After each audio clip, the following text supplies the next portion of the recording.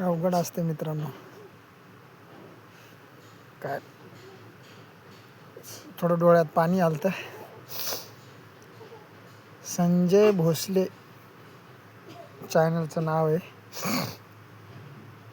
त्यांचे व्हिडिओ बघून थोडं मला असं अंतःकरण भरून आलं माझं. डायरेक्ट अक्षरशः रडलो मी. खूप भारी व्हिडिओ असतात त्यांचे.